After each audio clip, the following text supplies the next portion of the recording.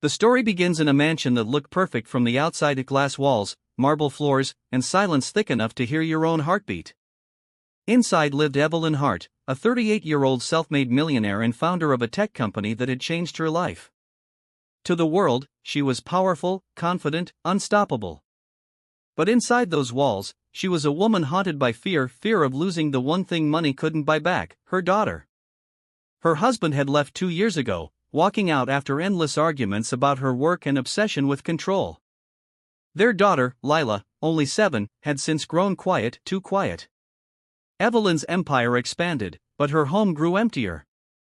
Every morning, she left before sunrise, and every night, she returned long after Lila was asleep. When Lila's previous nanny resigned, Evelyn hired a new one: Noah Reeves, a 29-year-old with experience as a children's therapist and caretaker. He came highly recommended, polite and gentle, but something about hiring a male nanny unsettled her. People whispered, "A man taking care of a little girl? Are you sure?" And that doubt planted a seed she couldn't ignore. So she did something she told no one about: she installed hidden cameras all around the house. In the living room, kitchen, and even the playroom: small, discreet, invisible to the naked eye. Her reasoning was simple: safety. But deep down, it was control. Control she thought would keep her daughter safe. At first, everything seemed normal. Noah helped Lila with homework, cooked meals, and played piano with her after dinner. Evelyn would occasionally watch from her phone during meetings, multitasking between board decisions and motherhood at a distance. But then, one evening, something caught her eye. Noah and Lila were sitting on the living room floor, a sketchpad between them. Lila was drawing something: a big house, 2 stick figures holding hands, and a woman standing far away. Evelyn felt her chest tighten. Then she heard her daughter's voice. "Mr. Noah, why doesn't mommy stay home? Doesn't she like me anymore?" Evelyn froze. Noah's reply was calm, gentle. "Your mom loves you more than anything, Lila. She just works a lot because she wants you to have everything." Lila's eyes watered. "But I don't want everything. I just want her." That sentence hit Evelyn harder than any boardroom betrayal. She shut off the feed immediately, but her mind couldn't stop replaying those words: "I just want her." That night, Evelyn sat in her office staring at the camera app, guilt twisting in her stomach. She wanted to delete everything, but the next day, curiosity won again. At noon, she opened the live feed.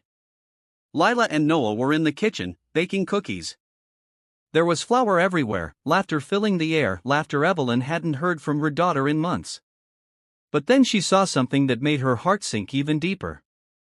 Lila took one cookie, placed it on a small plate, and said, "This one's for mommy, for when she remembers to come home early."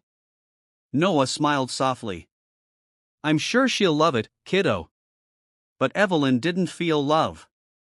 She felt shame. Shame for spying, for substituting presence with technology, and for realizing her daughter was happier with someone else, someone she didn't trust.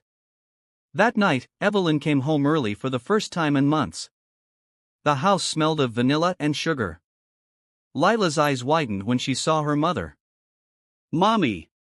You came early." Evelyn forced a smile and sat at the table, tasting the cookie Lila had saved for her. It was sweet, painfully sweet, because it tasted like everything she'd missed. Noah excused himself politely, but Evelyn's eyes followed him with suspicion.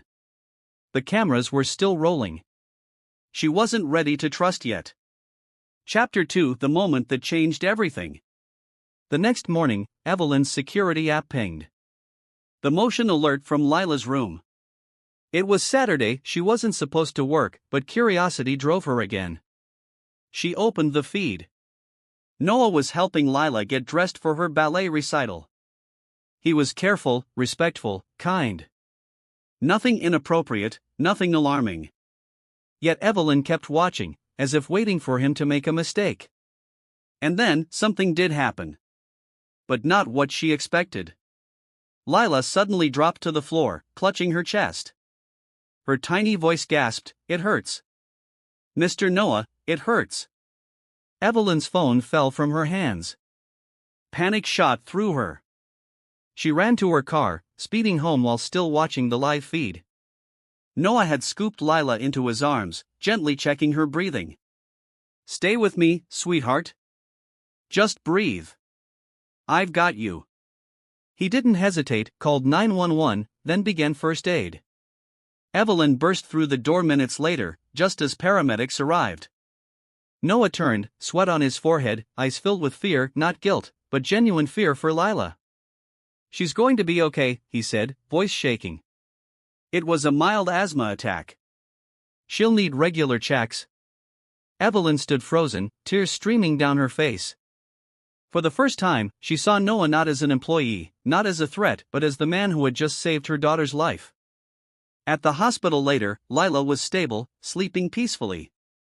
Evelyn sat beside her, replaying everything she'd seen on those cameras, not moments of danger, but of love. Noah teaching her to read, tying her hair, wiping her tears, helping her laugh again. She realized she had been watching the wrong person all along. The real distance wasn't between Lila and the nanny, it was between mother and daughter. That night, Evelyn called Noah into the hallway. "I owe you an apology," she said softly. He frowned. "For what?" "For not trusting you. For thinking cameras could replace care." Noah smiled faintly. "You don't owe me anything, Ms. Hart. Just be there for her. That's all she really wants." Evelyn nodded, eyes wet. "I will. From now on." Weeks passed. The cameras were removed. The mansion, once filled with silence, now echoed with laughter and piano music again. Evelyn started working from home 3 days a week. She and Lila would bake cookies together, play piano duets, and sometimes even watch cartoons late at night.